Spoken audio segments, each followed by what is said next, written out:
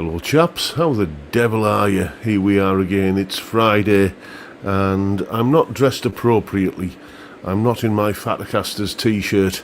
The reason for that will become apparent as we go through, well, I'll get that out of the way in a moment, along with, you might be able to hear some background noise in the background, funnily enough. Where else would you find it? And I'll explain that as well, but before we get into that, I need a beer.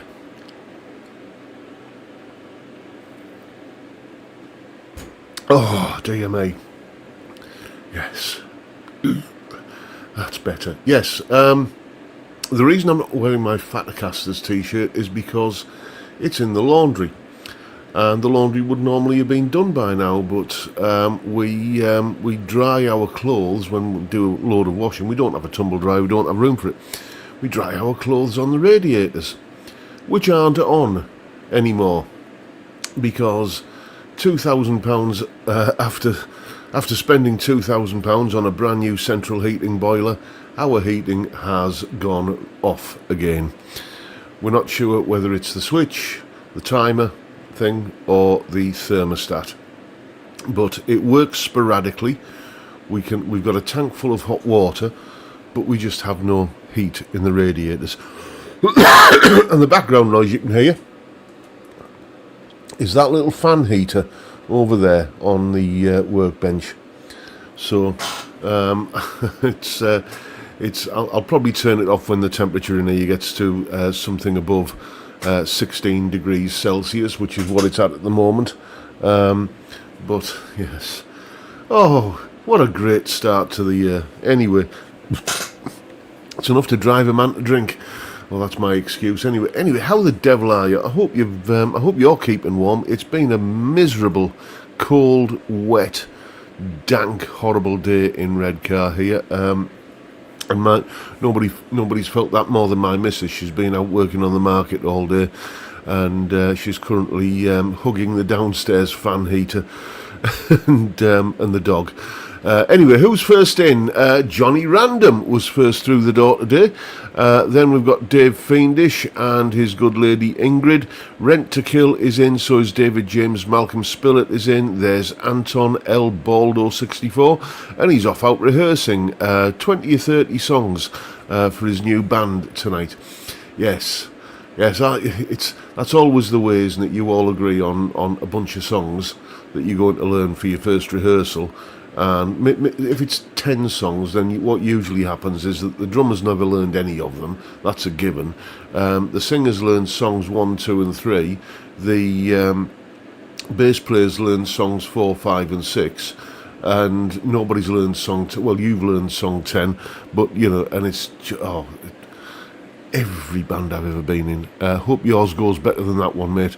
Anyway, there's Francis Chambers, Frank Bolan, PFY Guitars. Amadeus is in, and it's a new guitar day for him. An PRS SE Custom 24, plays lovely. Well, congratulations, mate. I'm gassing for a PRS a little bit at the moment. The new SE DGT Standard. It's just such a classy looking thing, I think. Devoid of any of the Liberace-ness, devoid of the PRS racing pigeons, and you know, it's just. But you know, I'll wait until the central heating is working reliably. Anyway, there's Theme Tunes and Autogeddon 1. There's Peter Collins, Chip Young, Mark Kerno, Dr. Gomez is in. So is Cylon Hybrid and Paul Trainer, who, as always, has dropped a couple of quid. Well, more than a couple of quid, £5 in the tip jar. Thank you so much, mate. Who else have we got here? There's Terry S. Good day, Fatacasters. A busy morning here in Kamloops, British Columbia, restringing guitars. That and getting ready for my first day off. For my day off 9am beer with my... Oh, well, 9am on your day off. Why not, mate? Go for it. Then we've got... Who else have we got? Let's have a Peter Williamson and... there's Vincent Brennan in a sunny Clyde Valley. Yeah, can you send some of that our way, mate? And there's Grandpa Joe, my official head of global marketing. Cheers, Fatacasters. We all like progress to move forward. However, you can progress going backwards by joining John's Patreon. You get past video. I wonder where you're going with that there, Joe. You get past videos and tabs. No commitment. Cancel any time. Thank you very much, Joe. He does love to bang the drum for me, and it is much appreciated. And he also says, don't forget Tier 2 adds upcoming videos. Yeah, the Tier 2 level of membership, you get videos at least a month in advance of when they hit YouTube. That's every single video. And who else we got? We've got Cal Texper, and Chris Otterwell is in. So is Big Bald Blobby. And there's Robin Fawcett, Austin Barrett, Rexamatic in Phoenix, Arizona. Enjoyed your musing in this morning's Patreon. Nice to be reminded of the things we have in common. I just scheduled an interview for one of my favourite musicians in April. Yes, that's another thing on Patreon. There's a weekly blog post that goes out on a Friday, some of which get turned into videos. There's another one of those coming up in a few weeks' time. Anyway, I've lost my place. Where are we? Oh, there we go. There's Mark Card. Blue Sofa Songs, Johnny D. Colin Falcon, just around the corner from me. There's John Channing, Robert Forsyth, and Ian Clark, who's listening in the car. Who else have we got? There's Chip Young, and is that Johnny RG5HD? We'll just call you Johnny. It's easier that way. And he's in Oregon. There's Snackham in the Dorset office. Flying visitors off to see the excellent Pete Furman this evening, a British comedian magician. Oh, let's keep a lookout for him. And I can see I've got another super chat there. Let's go and have a look at that. Edwin Toonan saying, cheers, let's put you up on screen, mate. Cheers, mate. Greetings from Spring, Amsterdam. Very, very generous of you, Edwin. Thank you so much, mate. And where are we? I've completely lost my place in the chat. Whenever I go over to the super chats, I always lose my place. Bear with me. There we go. Found my place. And there's Rent to Kill. There's Nathan and Thomas Mulvaney. All Clams in Nova Scotia. And that's before I had a proper drink. Anyway, who else have we got? We've got Silver Smurfer and session guitar legend Gary Shaw. My old pal Steve Cassidy is in there. I haven't caught your live stream yet, mate. I must. You were doing a guitar build again, weren't you? I shall have to.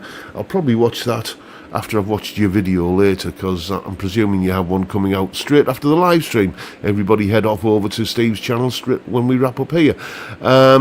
Anyone else, or is that everyone? Have I just seen Jay Ao Young? I might have done. If I didn't, maybe I imagined it. But there's Mr. Chris and Martin Blix, and R. White is in. Gearview Mirror is there, and I did see Jay Ao Young. I knew I did.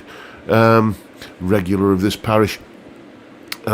Anyone else that I haven't mentioned yet? I think that might be it. Oh, Jeff Rock is there. Bill Mumbo, Jimmy James, and I think that's probably... Oh, Lefty Bob. You snuck in there, mate. I didn't see you, but I have now. Anyone else? And we've got PG-13, The Bill Hound Show, in, I'm presuming, OC, California. Is that Orange County, California? Nice to see you, mate. I've said before, it's like I get to speak to people in all of these, to my kind of provincial, out in the sticks, up north, fat lad kind of mind. These are all incredibly exotic, glamorous places that I've seen in Hollywood movies and TV shows and stuff over the years. And, the thing is, I've heard of California. How many Californians had heard of Redcar before they started watching this channel? Anyway, there's Mark Fay. He was he was up this neck of the woods a couple of days ago, and a video will be coming out about such things. Well, the Patreon chaps have already seen that one. Anyway, that's everyone, I think. I need a beer after that. Oh, dear me. Right, I've got some notes. Well, not just the usual amount. Let's tell you what's coming up on the channel this week. Sunday's video is the full review of the Hills HN5 that you saw me doing my first impressions of yesterday. And then this one's proving to be a bit of a slow burn, the Lick of the Week series, but then again it's a lesson type video, and those always you know, kind of, well, they get the phone ringing or the email notifications pinging to me for people wanting guitar lessons, but in terms of YouTube, they don't, I don't know, there's lots of channels out there dedicated to tuition, and they get, like Signal's Music Studio, I don't know if you watch him, he's absolutely fantastic, you know, but, and Music Theory for Guitar as well, Tommaso, fantastic pair of channels those. I try and do it, and it's like my audience just says, "No, we're not really going to watch that." But that's fine, because it gets the as I say, the tuition revenue coming in. But anyway, that's what we've got on Monday. A lick of the week, a little bit about syncopation, how you can make a fairly mundane lick sound, sometimes a lick with just one note in it, sound really rather cool if you know how to kind of manipulate the rhythm of it. Then again, Tuesday, it's all about guitar solos, the top 5, because it's Tuesday, we do a top 5 video, the top 5 entry-level guitar solos. If you're new to playing lead guitar, what are the best guitar solos and best pieces of lead guitar, let's say, that it's advisable to cut your teeth on, because you can learn a lot from them. Well, you'll find out what I think on that on Tuesday. Then on Wednesday, it's again a bit of a theory lesson, so it's a lesson and it's about theory, so you know, that's, watch the views go like that. But again, as I say, it gets the people contacting me for private tuition, so we'll live with that. It's basically how to use, it's a word that I don't want to say on YouTube, because I don't like to swear on YouTube, but it's a way to use a little bit of bull shift, if you know what I mean. A way to kind of bluff your way through playing things that might sound a bit more complicated than they are, and I'll say no more than that. And then on Thursday, I got a new toy recently. Well, I got a newer toy even more recently, but I've been saying for a while that I've been thinking about, like, maybe I should get a different source of guitar tone, because everything that you hear on my channel is inevitably very Marshall flavoured, because I use the UAFX Lion pedal, and I'm thinking maybe I need to just broaden my horizons a little bit. And there are occasions, like on that Hills guitar, where, you know, I couldn't really get a clean sound. I was happy with it by just using the guitar's volume control, so I thought maybe I should get something a little bit more Fendery sounding. So I have, and you'll find out what it is and what I think of it, certainly on a first impressions basis on Thursday. And that is what's coming up on the channel this week, everyone. Let's, I see we've got Mule Man in. Nice to see you, mate.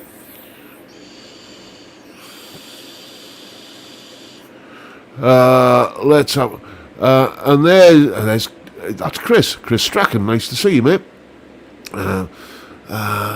Hello to all of the latecomers who I haven't mentioned yet in the roll call, and hello to you if you're watching this on catch up as well. And the Bill Hound Show is saying, yes, Orange County, my channel used to be called Beer Hounds Bad Reviews. Lol. Okay, Beer Hounds Beer Reviews. I'm amazed I didn't come across that channel, mate. John Channing saying, Amazon have just delivered the Sonicake Smart Box I ordered yesterday with the money I got for my birthday. I've Sonicake got a new doohickey out. And, well, yeah, I'm sure that'll be, maybe it already has been. I will admit that I have just purchased something I never thought I would buy, you know, a multi-effects pedal amp modeler kind of thing, you know, because even I'm not immune from the hype. It's a particular unit that's been pretty heavily covered in many a YouTube video by all of the usual suspects. You know, when a new product comes out, there's about a dozen YouTube channels that all kind of produce the same video, and I did get sort of suckered into it, and I'm currently just kind of wading my way through it and seeing exactly what I think of it. Initial impressions are not that bad, actually, but you'll find again that the Patreon lads already know what that one is, or the tier 2 chaps.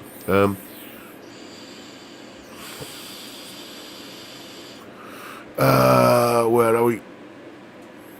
Chris Strachan saying, "How are you? I play a Les Paul." So do I, mate. I've got a nice Les Paul. Johnny D saying, "Gets you in the end, John. Gas will win." Yeah, I'm usually pretty good at resisting that kind of thing, but I don't imagine it will be a long-term resident at Robson Towers. You know, it's something that it was an itch I needed to scratch, and the way that I do these things, I used to be able to do this with guitars, but the used guitar market is absolutely in the doldrums at the moment. But if I buy a piece of kit and I do a first impressions video, then I do a full review video, then I do a comparison video with some comparable piece of equipment, and then maybe I do another video when it's been here about a month, how's it settling in kind of thing. I'll get 4 videos out of it.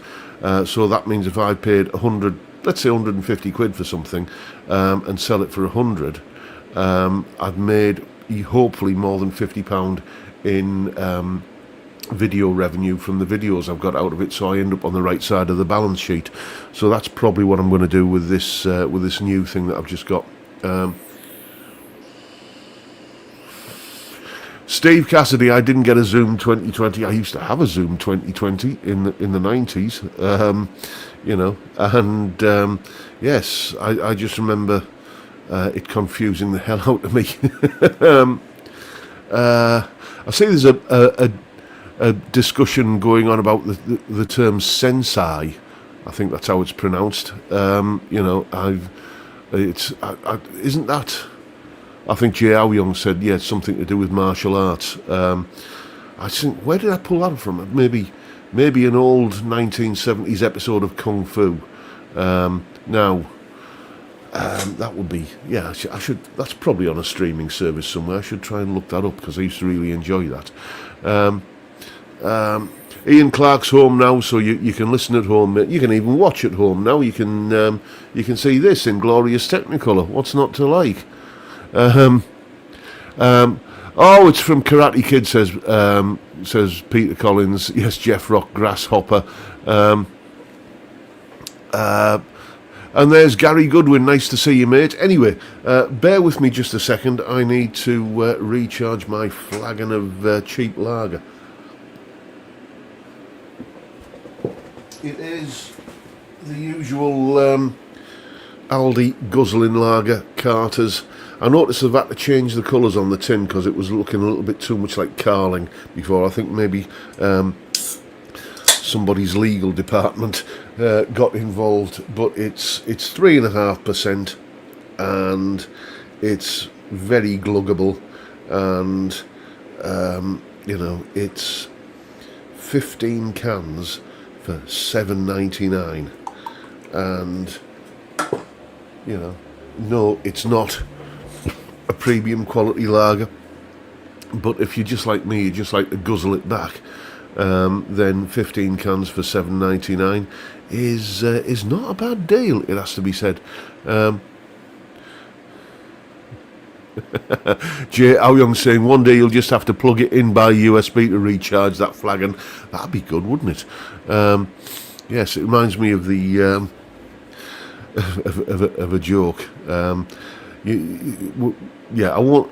I'll kind of change the joke a little bit because I don't want to kind of fall into 1970s stand-up comedian stereotypes. There was a guitar player who got visited by his fairy godmother, and the fairy godmother says, "Yeah, I'm having a bit of an off day. I can only give you 2 wishes. What would you like?" And the guitar player says, "Can I have a never-ending pint of beer?" So she goes like that, and there in front of him, pint glass full of foaming beer, and he knocks it back in one, and then it just fills up. And he says, "That's marvellous. Oh, thank you so much. That's brilliant." And he knocks it back, and then it kind of fills back up again. He does this 3 or 4 times. And the fairy godmother says to him, "Well, what do you want for your second wish?" He says, "I'll have another one of those." Dave Fiendish is saying, "John, want to try a TC Electronics Nova system?" I'm not even sure. I know what's a TC Electronics Nova system.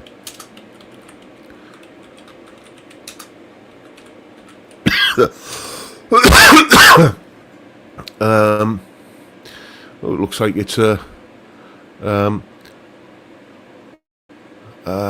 multi-effects pedal. I think, thanks mate, but I think I'm a bit multi-effects out at the moment. But thank you for the offer.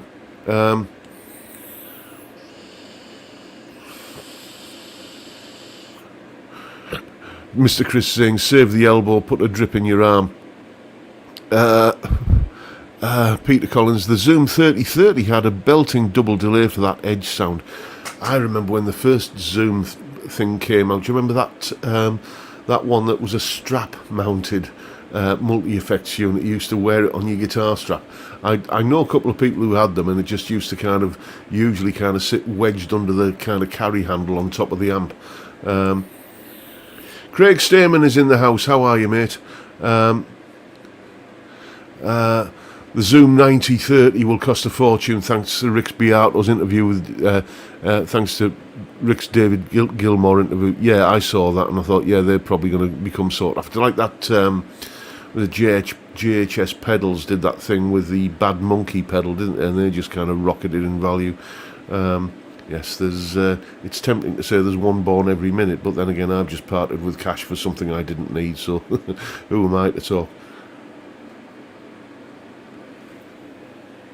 Oh, dearie me.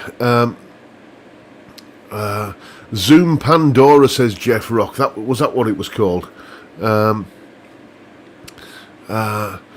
Otterwell says, "I had one of those Zoom strap things, load of crap."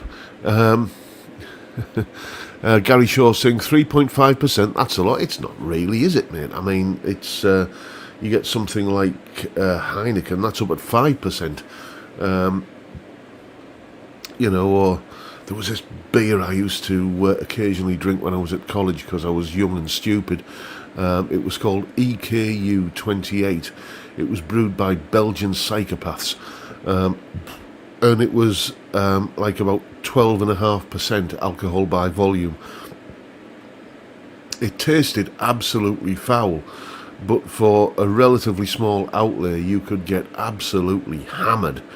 3 bottles of that, just like the little kind of like Budweiser size bottles, for 3 bottles of that, and you were a happy camper, it has to be said. That was always what you used to preload yourself with before you went out, out for a proper pub crawl,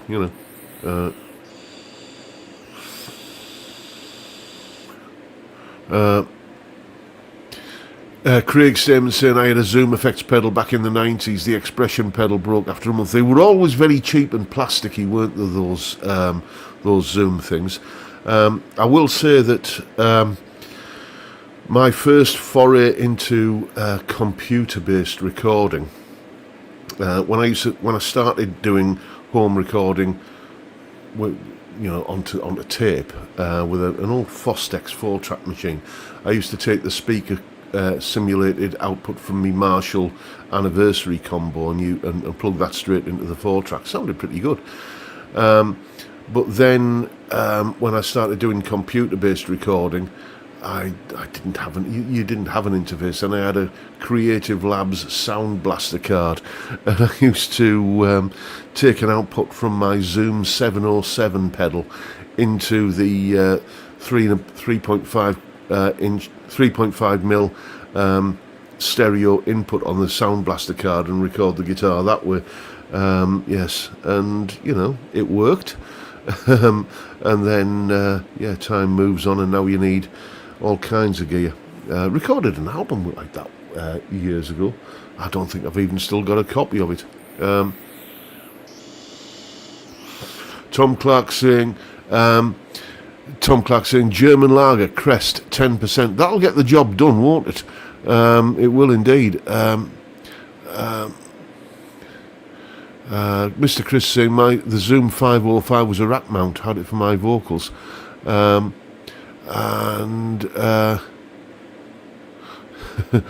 Dave Finch saying John Shouty Barman and Punk IPA. How is the mic level tonight, by the way? I've not had any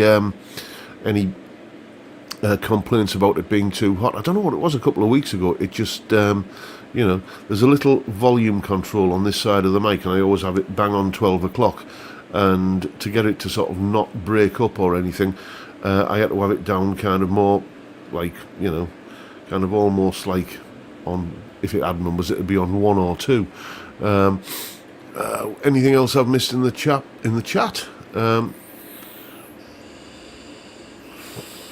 Jay Aoyong is saying, was the Pandora not by Korg? I think you're right, mate. I think that's about it. Shall we take a look at some guitar pictures? I think we should. By the way, if you have any pictures of guitars, or it doesn't have to be guitars, it could be your bass, or it could be your amp, your pedal board, anything that you use to make music with, as long as it's not a kazoo or a pair of spoons, then send them in. jrguitartuition@gmail.com. Even if you've sent me the picture before, send it again. You might have modded the guitar. You might have put new pickups in it. You might have done something with it. It might just have been a while since you've sent the picture in. I am running a little bit low on these guitar pictures, so feel free to ping them over, jrguitartuition@gmail.com, and they'll go in the folder, and I'll pull them out at some point and show them on the live stream, which is what I'm about to do now. So I need to go to share screen, and then here we go. This is a recent arrival at Barrett Towers, belonging to Mr. Austin Barrett. This is his Revstar Standard. Now, I used to have a Revstar. I had the one below this, the RSE, the Element. And I remember when I was buying it, I remember seeing this particular colour here and thinking, dearie me, that looks god-awful. But in this light here, it looks absolutely stunning. That is a beautiful looking guitar. And the Revstar is a guitar that I am sort of gassing for again a little bit. There may be one on the channel in one of these standards, the P90 one, a bit like the Chris Buck model, coming up relatively soon on the channel. We shall see, but that is a beautiful looking guitar, mate. That's a bit of me, that is. Then this is Dave Ball's Yamaha FSX 800C. Please, guitar manufacturers, give your guitars a name. Stop it sounding like it's a fax machine, if anyone remembers those, or a kind of an internet router or something. Yeah, Yamaha acoustic guitars. The epitome of just a fine workhorse, a proper blue-collar acoustic guitar. Find a bad review of one, you can't. And this one comes from David James. This is, well, you can see what it is. My Harley Benton kit guitar, now fitted with Vanson Vintage 50s Alnico 5 chrome pickups, compensated saddles and 11 gauge strings. Ooh, now there's a real man, 11 gauge strings. Dearie me, I'm a wimp. I'm a 9 to 42 kind of guy. Not a very good paint job, but it gives a slight relic look. Sounds good though. Yeah. You can't go wrong. I don't know if you saw that you probably did, that Milehouse two-parter where he got a Leo James kit guitar. I keep getting tempted by a kit guitar, but I just know I don't have the time or the bloody patience to see it through, if I'm honest. What have we got here? This is Mark Card's Squire Affinity Starcaster. 22 medium jumbo frets, dual ceramic humbuckers. Yes. I know there's probably a certain gentleman in the chat tonight who is drooling over that. Not mentioning any names, Mr. Cassidy, but he does have something of a Starcaster fetish. For me, it's just the headstock that I can't, I just can't get, it's a little bit like, if you know anybody that's a big Neil Young fan, right?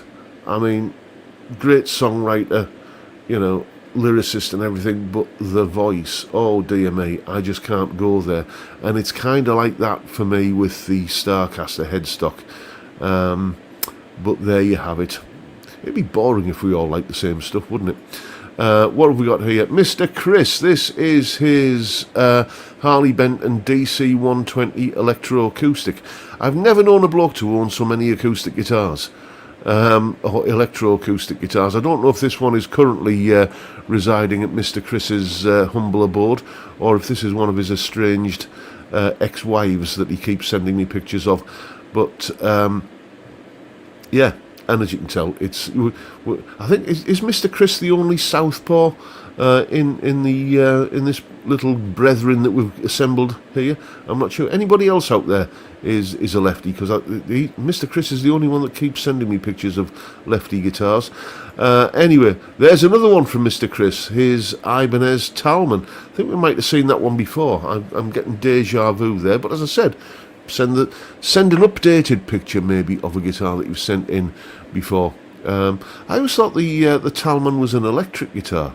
Or am I thinking of something else? I can't remember. And another one from Mr. Chris. This is his Les Paul it's not a Rhino 88 hollow Les Paul. Is that fully hollow, or is it like a semi-solid? You would think that. You got a tune-o-matic there, so it's probably that's going to need to be something to be mounted in, isn't it? But Rhino, not a brand I've ever heard of, but Mr. Chris has one, or had one. And another one from Mr. Chris. This is his Van Gogh 12-string electro. Again, how many electroacoustics does one chap need? And another one from Mr. Chris. Dearie me, it's turning into the Mr. Chris show. This is his, I think this is a Shine, by the look of that little bit of the logo you can see on the headstock there. That's his, obviously, a Shine knockoff of the Hofner Beetle bass. So there you go. There's a couple of more pictures, well, 3 more pictures we're going to look at, but they all pertain to the viewer's tale that we're going to be hearing very shortly. But before we get there, I just need another drink, and I want to give a bit of a shout out to someone, so just bear with me.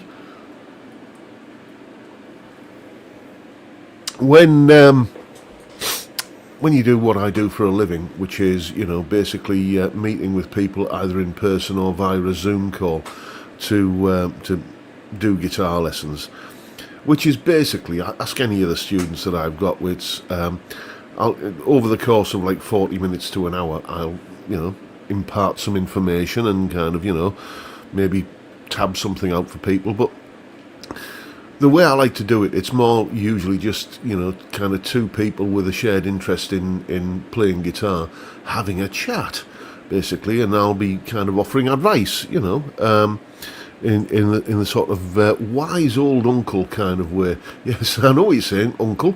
Did you miss out the word fester there? Yeah, I'll get that one in before you do. But friendships get formed, and there's a really lovely chap called Christoph. I mentioned him a few weeks ago. He's in Germany, and he's had some really nasty health problems, and he was hospitalised for a while, and he's home from hospital now, and he's just, as a little bit of a celebration, he's just bought himself a lovely new guitar, which we'll be seeing on the live stream in probably next week. I'll include that. He's home from hospital, but it's still going to be a long old road to recovery, and here's the worst bit: no alcohol for at least a year. So if you've got a pint there, if you've got a shot, if you've got any kind of alcohol in front of you at the moment, what I want you to do is to raise your glass or your tankard and wish Christoph all the best for a speedy recovery, and just grit your teeth, mate, get through it, and we look forward to the day when you can join in on the live stream again and hoist a pint with the rest of us. Cheers, Christoph. Get well soon, mate. All the best. And I know I'm speaking for everyone here when we say, kind of hoping for a speedy recovery. Cheers, mate.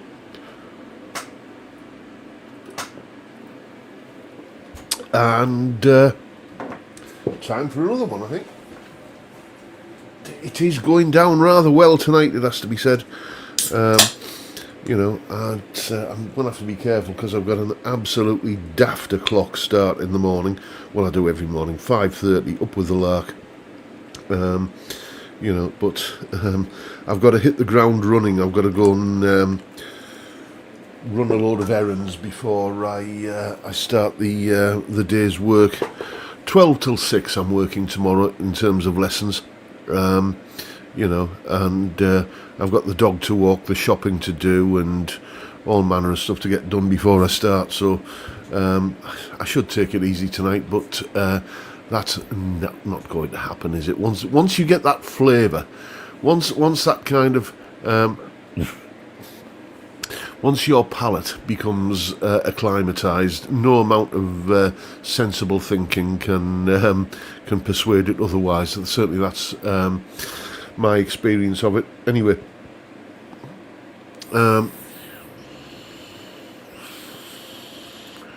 Johnny D is saying, I'm going to buy a bass for home recording on demos, just a cheapo. Any thoughts? Don't want to drop much more than £150. Harley Benton, mate. Just get yourself a Harley Benton. Watch a couple of Mile House videos in terms of sorting the frets out, because if you have to sort anything out on anything, any kind of electric guitar, bass or six string, it's going to be the frets. So watch a couple of Mile House videos on how to sort the frets out, and go and get yourself a Harley Benton knockoff of Precision bass or something like that, or maybe a Paisley or something like that. Excuse me, I'm just going to turn this fan heater off now. We're up to 23 degrees in here, which is perfectly comfortable. Has the lamb joined us? The lamb is amongst us. Nice to see you, mate. And yes, anyway, anyone else got any suggestions for a decent playable bass for home recording demos for 150 quid or less? I'm going to say Harley Benton, or if you're really on a tight budget, Paisley, and just factor in the thing that you're probably going to have to spend an afternoon sorting out frets and stuff. A little bit more than that, and I can't remember how much these are now, but this is a damn good workhorse for me, this Court Action PJ, which needs new strings. I do take a rather bass player perspective when it comes to string replacement. These have been on, I'm not going to tell you how long they've been on, but they've been on longer than they should have been. But yeah, the Court Action PJ, very, very accommodating and comfortable bass to play. Let's see how much they are. Let's have a wee look. Court Action PJ bass. Actually, they're not much. Guitar I've got these in for £159, and Gear for Music £169. So it's not entirely within your your kind of budget there, but it's not a lot over. And your mileage may vary, but my personal experience of that is it played perfectly out of the box. Mr. Chris is saying East Coast from Guitar or Andertons. I'm going to have to get round to checking out an East Coast guitar. I keep forgetting about them. I'm thinking, it's only when it comes on here, when somebody mentions East Coast stuff, that I remember that I should really get one. So yeah, we'll see. We'll see what happens. Anyway, maybe I should give the captain a ring and see if he'll send me one. I doubt it. Mark Card is saying Yamaha TRBX bass. Yeah, again, Yamaha, good dependable workhorse gear, isn't it? And it's never overpriced.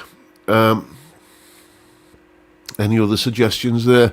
Malcolm Spillett said I haven't changed my bass strings in 6 years. These haven't been on quite that long, mate. But I'll just say this. Veteran viewers of this channel will remember probably when I bought that Court bass. And it had the strings that it came on with, and they've been changed once since then. So that's all I'll say. Yeah, Court are, J.R. Young saying Court is very decent. Yeah, they are. I mean, that Cortec factory, I mean, they build guitars for Fender, they build guitars for PRS. In fact, PRS basically, they just colonise part of the Court factory, haven't they? Don't they make Strandbergs there as well?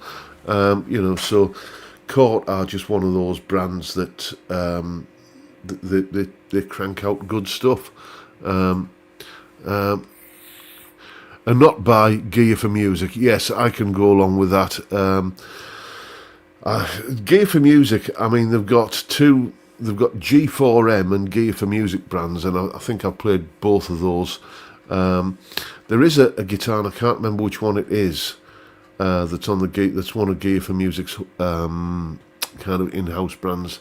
I think it's the Heartwood Speedway, which is basically a Duesenberg knockoff, and yeah, I keep looking at one of those as well. But Blue Sofa Song saying you have to change your strings.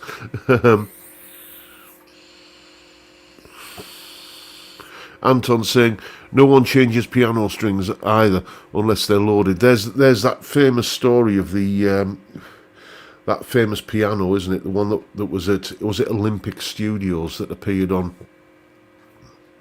so many iconic recordings. Not least Bohemian Rhapsody. Was it a Steinway, or was it? I can't remember the brand of piano, but it was famous in the industry as being like just this most beautiful sounding piano that recorded beautifully well, and like it was used on, as I say, Bohemian Rhapsody and like so many other massive recordings. It might even have been, and I might be making this up, but I seem to remember Rick Wakeman one time saying he used it when he played the intro to all the piano on Morning Has Broken, and yeah, it got restrung and it just never sounded the same afterwards. It just kind of, that was it. It was gone. The magic was just done and dusted. Karan1 is saying, just bought a new PRS SECE24 after watching your review, John. Thanks and cheers. Yeah, that was a beautiful guitar. That was definitely seller's remorse, that guitar, but it needed to go in order to fund this guitar here, my Agrajag Special. But that PRS SECE24 was just an epic guitar, absolutely just stunning. Boutique quality for 500 quid. I mean, what's not to like?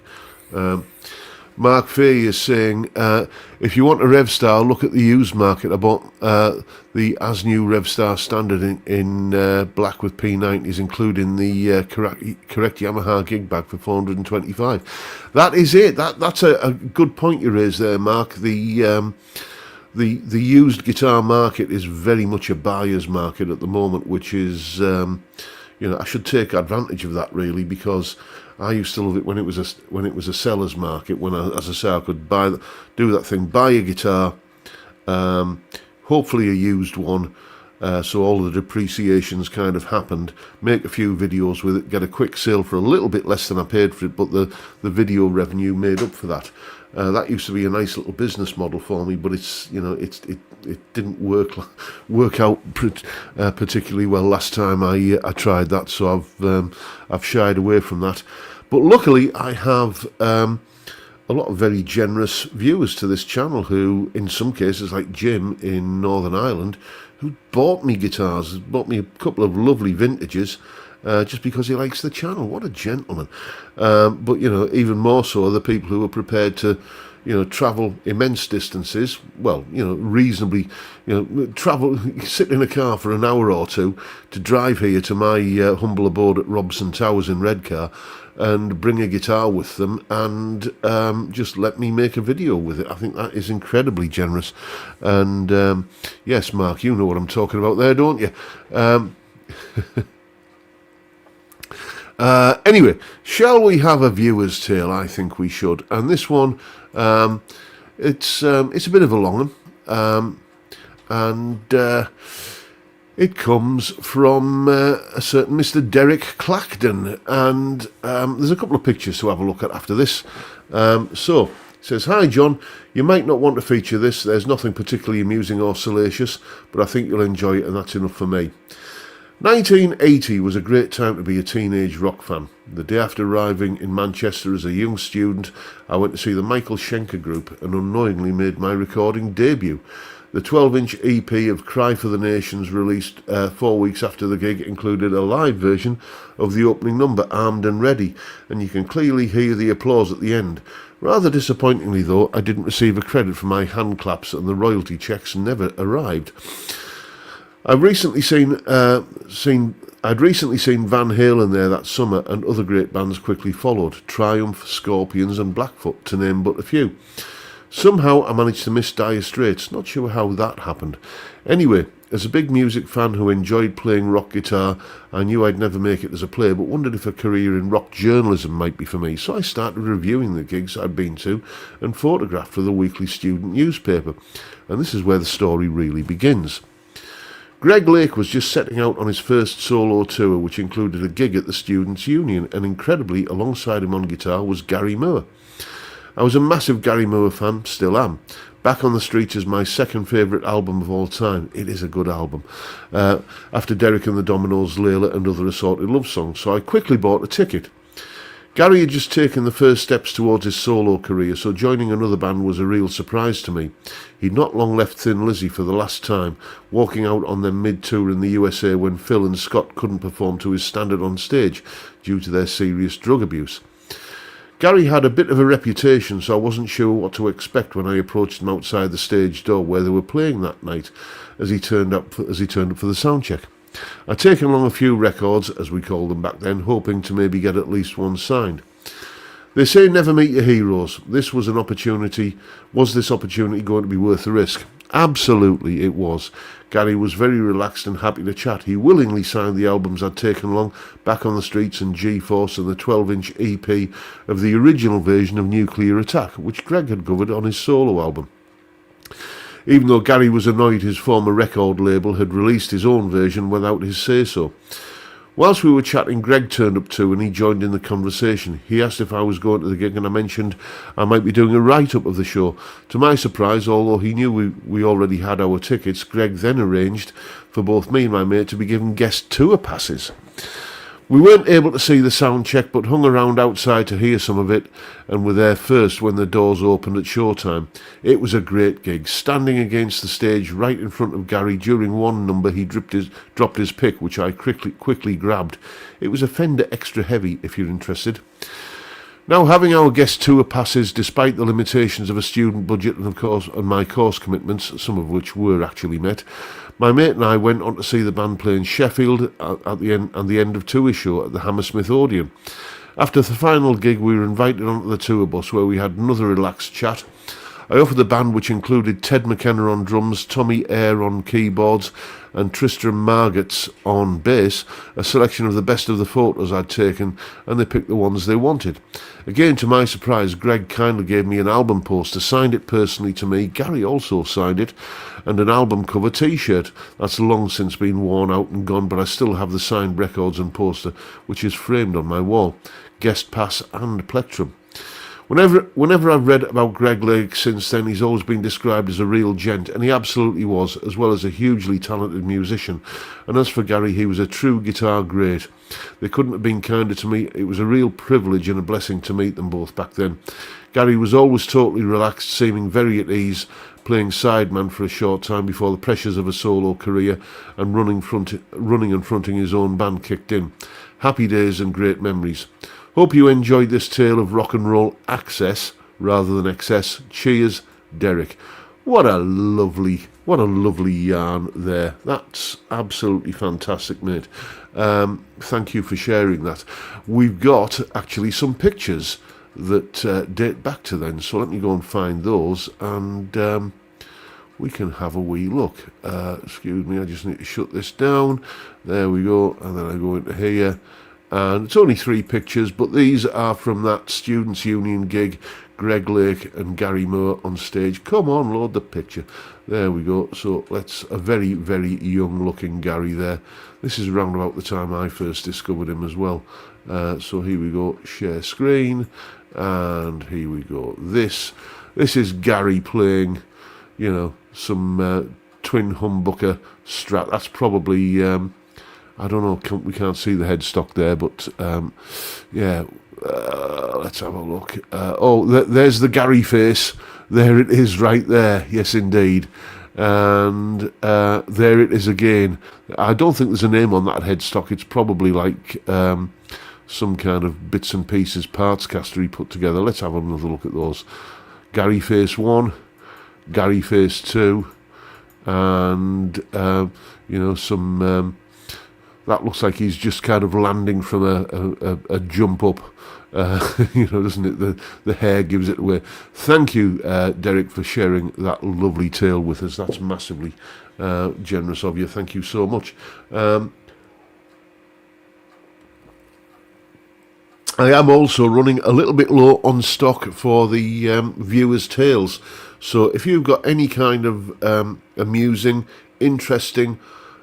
yeah, just amusing or interesting anecdote, then ping it over. Same address as the guitar pictures, jrguitartuition at gmail.com. Dr. Gomez is saying, what happened on this day? We're going to do that now, mate. You're jumping the gun. I just need to get the book, which is up here. So today's date is the 6th of March. Let's have a little bit of a look at what happened on this day, on the 6th of March. Yes. That tale took a little bit longer to read, so that's why it feels like we're getting into this late. But anyway, let's have a look. On this day, March the 6th, the Beatles released the single Let It Be in 1970. And in 2012... Imagine Dragons released the Continued Silence EP. But anyway, going back to 1966, the Rolling Stones began recording Painted Black at RCA Studios in Los Angeles, featuring Brian Jones on sitar. The song marks a psychedelic shift for the band as Mick Jagger and Keith Richards fully take the reins as primary songwriters. Released as a single, it became a chart-topping hit on both sides of the Atlantic. In 1970, Charles Manson, already on trial for the Tate LaBianca murders, releases an album titled Lie, hoping to fund his legal defence. A failed musician before becoming a cult leader, Manson had once befriended the Beach Boys drummer Dennis Wilson and even persuaded the band to record one of his songs, Cease to Exist. The Beach Boys renamed it Never Learn Not to Love and released it as a B-side. On this day in 1975, singer-songwriter Jim Sullivan mysteriously disappears in the New Mexico desert near Santa Rosa. His 1969 album UFO filled with lyrics about desert roads, strange lights and alien encounters, gains cult status in the decades that follow, and his fans speculate on the eerie connections between his music and his unexplained vanishing. Born on this day in 1946, David Gilmour, and in 1984, I need to get some better glasses, Chris. Is that, I can't read that surname, but drummer for Vampire Weekend. Anyway, died on this day, Alvin Lee, vocalist and guitarist for 10 years after, in 2013. 1998, Oasis singer Liam Gallagher finds himself in an Australian court, handcuffed and facing assault charges. He allegedly headbutted a fan outside the band's Brisbane hotel after the tourists took photos of the singer. Gallagher is released on bail, adding yet another incident to his long list of rock and roll antics. On this day, 2000, Eric Clapton makes history as the first artist inducted into the Rock and Roll Hall of Fame 3 times. He is already there for the Yardbirds in 92 and Cream in 93. He now receives a solo induction, cementing his status as one of the most influential guitarists of all time. On this day in 2004, David Crosby of the Byrds, Crosby, Stills, Nash and Young, is arrested in New York City on marijuana and weapons charges. He is fined $5,000 and given a conditional discharge, narrowly avoiding jail time. His history of legal troubles had already been well documented, but this incident becomes one of his most publicised run-ins with the law. 2 more. In 2009, Fish reunites for their first concert. Fish, as in PHISH, reunites for their first concert since 2004, playing to a sold-out crowd in Hampton, Virginia. They opened with Fluffhead, a song they hadn't performed since 2000, much to the delight of their loyal fan base, who had been eagerly awaiting the return of the jam band legends.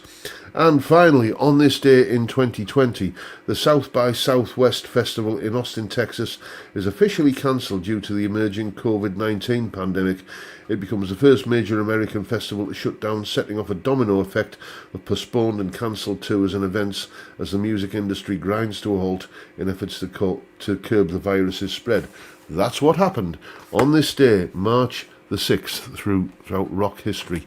And a big thank you to, you know who you are, who sent me this lovely book. I don't have to kind of look at the website. I am going to have to get the typeface in that book is very small. I'm going to have to kind of get some better reading glasses. Anyway, as Anton is saying, check out Steve Cassidy's video on pickguards after John's live stream, and you can see the link there. Anton's put it in the chat. Dave Fiendish is saying, John, that Daphne Blue Strat is giving me gas. Yeah, that's one of the guitars that Jim in Northern Ireland very kindly just bought me, because he's a nice chap. It's a vintage V6, and I have some plans for that guitar. I just need to raise the funds. It looks very, very similar to my main gigging guitar from the 90s, and I'm thinking maybe I can recreate that guitar. Mr. Chris is off, are you, mate? Muleman's saying, great picks and story. Thank you, everyone. Anything else just before we wrap up? Jimmy James is saying, regular typeface in books is too small and large books are too big. To heck with paper. Yes. Chip Young saying, Andy Latimer. Yes, he pulls a good face when soloing. There's some fantastic footage of him doing a selection of tunes from the Snow Goose on the Old Grey Whistle Test. That's up on YouTube. Well worth a look. Gary Moore played the best faces in the business. He did. And I think we'll wrap it up there for today, chaps. It's been a blast as ever. I've just been sitting here kind of blethering. A fat, bald northern bloke out in the sticks talking absolute cobblers for an hour. But I enjoy it and you seem to, so I'll keep on doing it until you're sick of me. But till then, time, gentlemen, please. See you next week.